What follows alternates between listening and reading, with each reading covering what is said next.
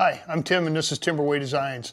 In this video I'll take a slab or a rough rock and I will make a cabochon out of it, and I'll take you through the whole process the way I do it, all the way from the rough rock to the very end. So this week I got a piece of Owyhee Jasper. Let's make a cabochon. So this week's cabochon is going to be made out of Owyhee Jasper, if I'm saying that correctly. I bought this chunk at a rock show a while back, and it looks pretty hard. Of course, the internet says the mows are 6.5 to 7. I think that's just like a standard. Like the design. I was kind of looking at some of this stuff in some of the cabs people were making, and you can get like blue patches in this. Obviously, I didn't get that. So this week, we're going to make a cushion cut in a 1 inch. Now I'm going to try to get this in here. I'm kind of worried though. I don't know if you can see the lines in there. I'm hoping they're not, like, I won't say fractures, like, I don't know how I describe it, but it looks like a clean break right here, so I'm hoping we don't see that when I'm manufacturing this cab. So I decided to do this cushion cut, like I said. Take my ultra fine Sharpie here, and I'm thinking right about there.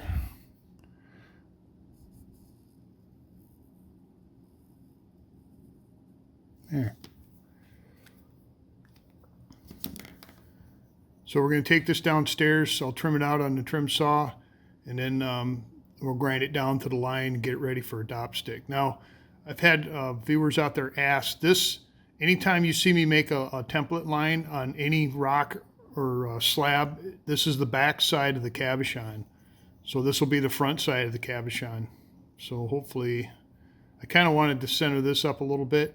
That's the way I do it. I like having the back to be the shape, and then I don't have to worry about, you know, making the shape perfect, you know, from the front and to the back. This is the way I do it. If there's, you know, if people do it the other way, that's fine if it works out for them, but this is what works for me. So let's take this downstairs and start processing it. All right, down here on my high-tech 10-inch trim saw, I got a 5-inch, but I like using this one better because I can actually see what I'm doing. So we're going to take the trim saw, we're going to cut this out and kind of trim it closer before we take it over on the cabbing machine. So I just want to show you, I do this on my other video too. This blade, I'm rubbing my thumb on it right now. This blade is absolutely not sharp. I don't even cut the thumb or the glove. So now this blade's got a little wobble to it because this is my general use blade, so don't worry about that either. So let's start cutting.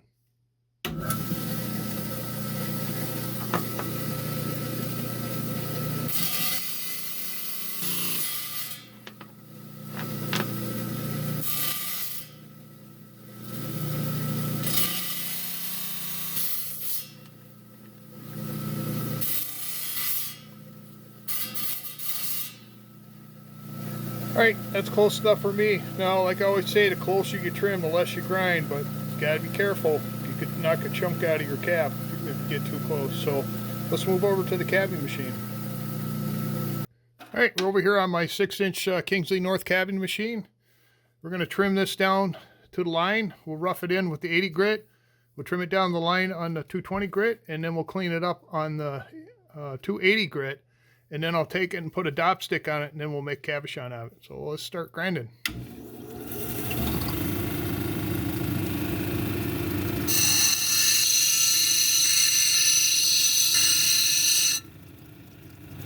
All right, close enough on the 80 grit. Now we'll move over to 220 grit.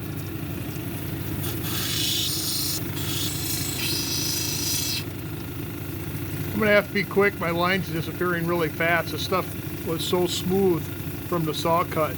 I don't think the ink stuck very well to it.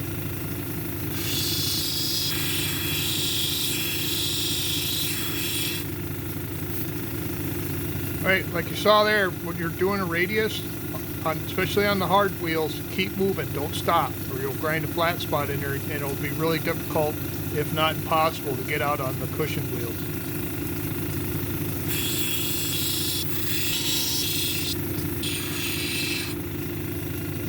Alright, I'm liking that. We'll move over to 280.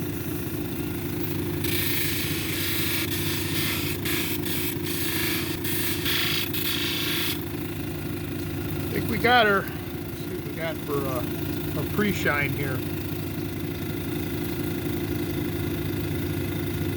Yeah, I think this is going to clean up nicely. Alright, I'm going to go plug in the dot pot, turn it on, get this on there, and then we'll get a stick on it and proceed with the cabochon making here. Okay, we're all dopped up here. Basically what you do is you glue a stick to the back of the stone with some special wax that hangs onto the stone. Now this stone here, I'm a little kind of wondering if it's going to hang on to it because it's very, very smooth. That you saw that my line was starting to disappear. So what I'm going to do is I'm going to grind in what's called a girdle, which will be on the bottom side here, about an eighth of an inch, maybe a little less, 2 millimeter-ish. You know, come in at an angle like this and grind down to that line. And then when I get that line established, I'll hit the edges and work my way towards the center. And then we'll make a cab out of it. So let's get going. So we'll start on the 80 grit, grinding it down to the line. And then we'll start doming it after that, and then move our way down to cabochon, or cabbing machine.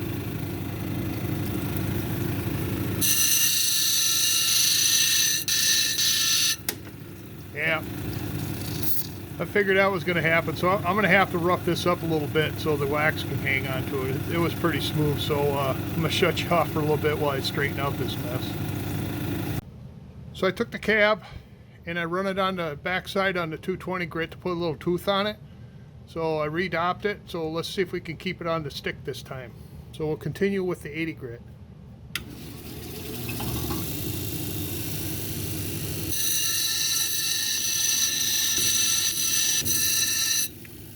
Alright, now you can see, find a pointer here.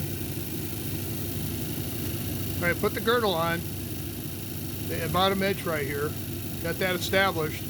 You can see my angle where I came down to establish my girdle. Now I'm gonna grind this edge here all the way around, working my way to the center. So stay away from the girdle now. You've established that. You don't want to be grinding into that anymore.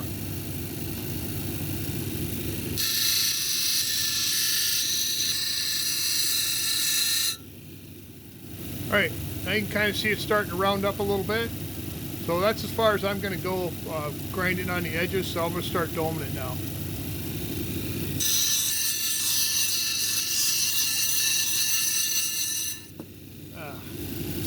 Well, apparently that helped a little bit, but not a lot. So, alright, I'm going to take and scrape this wax off, get it back in the dop pot, and then we'll start again. Got it dopped up on stick number 3. Let's see how long we can keep it on the stick. So I was in the process of cabbing on the 80 grit. You can kind of see the flat spot on the top in the middle there. So we'll continue cabbing until that flat spot's gone.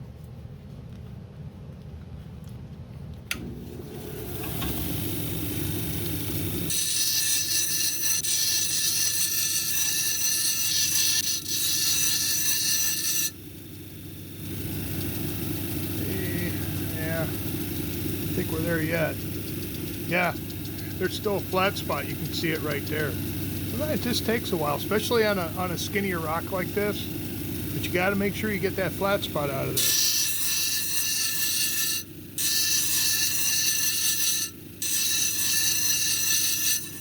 Ah, man. All right, this is probably going to be an all-day process here, so we'll try it again.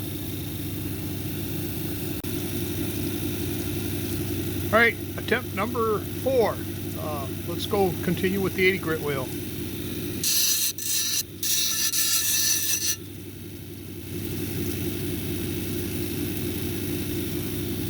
If we got the flat spots gone. So dome's looking okay. Now we're going to move on to the 220 grit.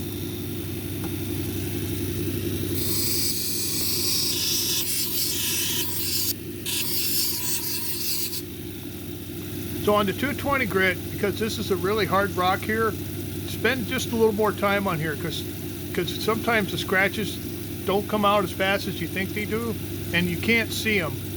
on these two grits right here, and sometimes you can't even see them on this one here. So I'm going to stay on here just a little bit longer, and then we'll go on to the 280.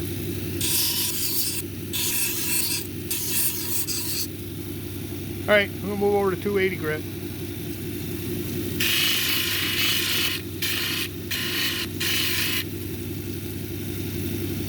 Okay, I kind of dried it off. I think we're looking pretty good there. I'm not seeing any scratches, at least on this grit.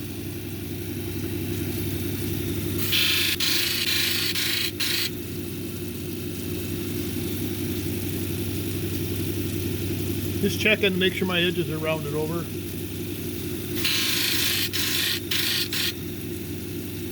All right, I think we're good there. I'm going to shut you down. We're going to move over to the polishing side and continue on.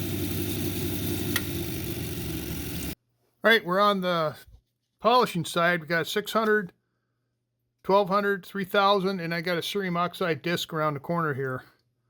So, and I'm going to let you know, on the last breakage before this one here, when it came off the stick, I went ahead and I roughed up the backside on the 80 grit to get a little more tooth on there. I did that off camera, and knock on something here, it seems to be working okay. So let's get started on the polishing side. All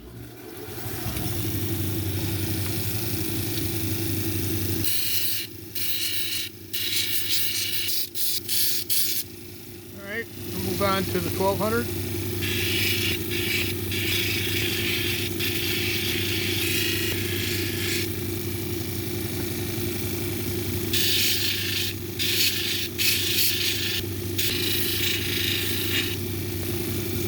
See what we got.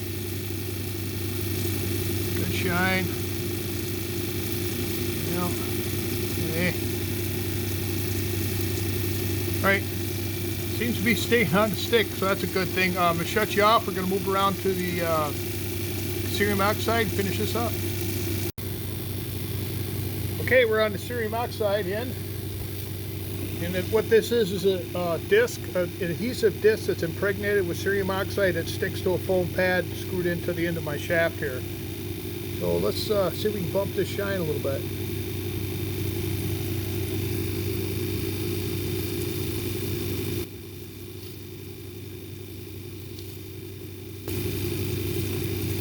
Okay, I'm curious. Little pant leg here. Oh yeah, yeah. There's a shine.